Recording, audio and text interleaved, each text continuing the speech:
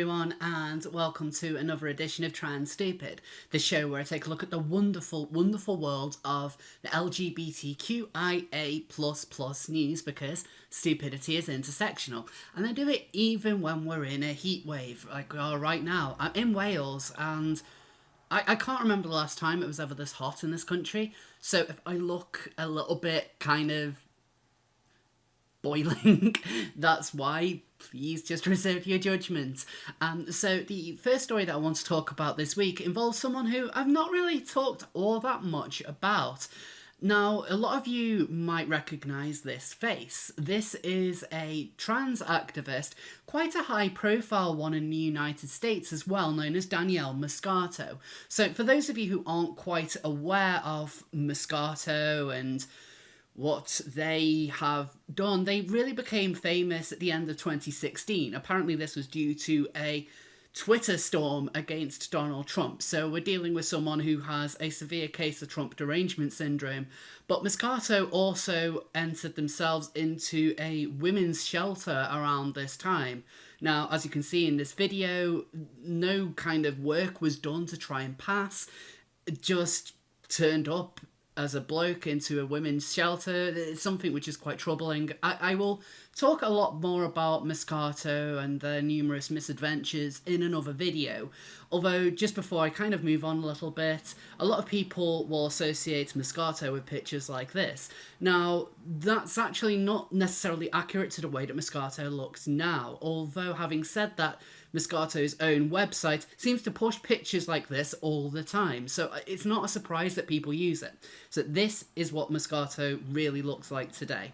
Just wanted to clear that up. Anyway, so why am I talking about Danielle Muscato? Well, Muscato has kind of joined the new craze that's sweeping the world, and that is kind of becoming a face mask Karen. According to Heavy, Danielle Muscato slammed for publicly shaming Kroger employee. Activist Danielle Muscato was slammed on Twitter after she posted a Kroger employee's photo and his name on social media. She wrote on Twitter that she was at a Kroger location in Louisville when she noticed a woman wasn't wearing a mask and complained to her manager, who she said refused to help. She then posted her complaint online and shared the manager's photo and name, but the results appeared to backfire. So here's a copy of the original tweet which Muscato sent out. As you can see, there is a picture of a man wearing a face mask who, in one picture, is trying to cover his badge. Muscato said, "I was just threatened with assault at Kroger in Louisville because I asked another customer to wear a mask and she refused. I reported it to a manager who found her and talked to her but refused to do anything more. His name is Andy and he does not want Twitter to know that. Gee, I wonder why, in this age of cancel culture, of course, someone, a employee of a big company, is going to be concerned that they're going to be targeted by righteous idiots such as Muscato." Now, Muscato did try and clarify that actually they weren't trying to get this man fired, but I'm going to kind of put a little bit of doubt on that, really. The reason why people do these flexes online is to get a bit of power. It's for that sweet, sweet internet clout. And why do it if you don't want any action to come as a result? Muscato has tried to clarify that the woman who they were arguing with in store did not have a face mask on. Muscato asked for her to cover up, and then apparently this woman said that she was going to get her boyfriend on Muscato. That, of course, is only one string of events that's been given by Muscato. We haven't really heard from anyone else. Now, Muscato is quite a professional victim and always has been. So as far as whether that rhetoric is really true, it is difficult to say. But I don't think there's really a lot that the manager could have done in this situation. He was trying to do his best. The actual guidance from the supermarket themselves does say that members of staff should not be really challenging and forcibly removing members of the public. And that's kind of the same in the UK as well. You can't really be doing that because these people will be putting themselves at physical risk. So it's a massive shame that Muscato tries to use this for online clout. And amazingly, and kind of unpredictably almost, Muscato got quite ratioed, which is always good to see when you have these righteous individuals try and, really flex their muscle just when it comes over something like face masks. Now, I can understand why people might be concerned about others not wearing face masks. I don't know the full science behind face masks because I think there's a lot of conflicting messages out there, but I don't like this idea that we're getting in our current culture where it's fine to go out and physically and just verbally abuse people because they're not wearing masks. Muscato seems to really be buying into that because, well, professional victim once again.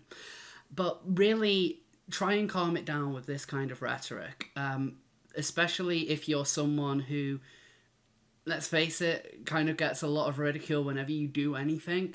It might be a good idea to kind of tone it down a little bit. Thankfully, there was a happy ending with this story, however, as the staff member in question actually received a GoFundMe campaign to raise money to send him on holiday. I believe it's still going at the moment. In the first 3 hours, it made over $13,000. So it's kind of funny that these kind of righteous, whenever you see these righteous campaigns against someone trying to cancel them, and it turns out actually no, society doesn't want anything to do with that. Just people are a lot kinder than, these kind of self-stylized social justice warriors, especially someone who doesn't really work, has no kind of intention to work at all. Someone who claims to be, part of the proletariat, the working class, and then tries to get people sacked for not doing what they say. It's always a nice ending. Now, a lot of trans news nowadays seems to involve celebrities saying something fairly innocent and then getting dogpiled. I mean, that isn't just related to trans news, of course. That's very common amongst anything in the intersectional rainbow.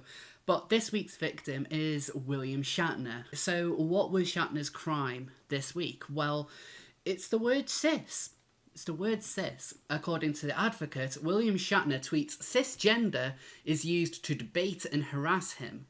Over the weekend, Star Trek luminary William Shatner went on a tear about the word cisgender, claiming it's only used in reference to him in order to harass or debase him, and when activists tried to call him out for co-opting the word for nefarious purposes, he dug his heels in with straight, white, cis, male victim narrative.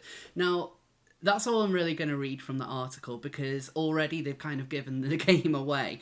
So William Shatner's take on this really is that he's come across this new word, which is cis. It's something which he hasn't really had a lot of experience in, and he's seeing it being used in a insulting way. So he sees it as a slur. What the activist argument of this really should be is that no, cis isn't a slur, it is instead a descriptor for people who aren't trans. And that isn't getting into the whole argument of, oh, well, can't we just use the word normal? Like, just in some instances there's going to be an extra word added on for either, or it doesn't really matter that much. But who is really in the right in this? Is it an insult? Is it a slur? Or is it just a descriptor? Well, there is a big difference between something like cis and TERF, for instance, as dictionary.com highlighted as kind of one of its words of the week. Whenever you see TERF used, it is almost entirely used as a defamatory slur, really. A lot of people might think that it's sexist in nature. Maybe there's a bit of a case there, but I would say a lot of the time TERF is used against anyone who really speaks out against the trans narrative, regardless of whether you are a radical feminist or even regardless of whether you are a woman. Now, it's important to remember that a lot of this language is only really used in activist circles and kind of the more progressive spaces. When you get outside of that, a lot of these people who have a lot of other things going on in their life, like Shatner, for instance, he's 89 years old. He isn't really paying attention to a lot of the trans debate, and really, why would he? Why would most people? Because this kind of talk doesn't really impact them. So when he sees the term cis being used, he provided examples of how he sees. So just going through what was said to him, he is blinded by his white privilege. What a disgusting cis male he is. You're missing the point. It's that minorities are being abused to further the cis straight male character's growth. Basically, if you are a cis white dude, you have something called privilege. Don't stress it. Calm down, cis. This might be cis white male talking, but I don't think your orientation gives you a pass to be an asshole. So a lot of the time he's coming across this, it's in kind of negative terms. And Shatner is not going to be alone in that. A lot of people who come across the term cis don't have that kind of woke indoctrination. So what they see when you have these pictures saying like cis scum, die cis scum, fuck cis people, and these are rhetorics that the trans community has used for years. For years they've talked like this. Of course, people are going to see it as a slur. It's absolutely understandable that they're going to. And when you have condescending pieces like an Advocate or other gay publications that try and paint it as, oh, it's just this normal word and Shatner thinks it's all just about him, like, I understand the argument that the word cis is not supposed to be used as a slur. However, people still use it as such. That's why people don't like it. And I know a lot of people who aren't even connected to the gender debate, that really hate the word cis. Lots of people hate it, in fact. Not many people really use it outside of this kind of talk. And I try and go out of my way to not use it, because I know it upsets them. Like, I think that's fair enough to kind of make sure that I'm using language that isn't going to rile people up and just saying, no, you have to accept it. By the way, if people say, fuck cis people, we're not going to do anything. Because that's another problem with this. The trans community is very good at pushing any kind of bad rhetoric under the carpet and pretending it doesn't exist. I mean, they will say it when it comes to trans prisoners. Oh, there's no such thing as like trans women aren't going to go into prison and rape people.